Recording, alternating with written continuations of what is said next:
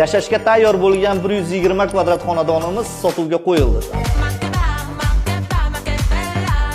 Uyimiz barcha qulayliklarga ega. Bu yerimizda sanuzel joylashgan. Bu yerimizda esa oshxonamiz joylashgan. Oshxonamiz ham kenggina. Bu yerimizda esa mehmonxona, zamonaviy uslubda remont qilingan va barcha sharoitlariga ega.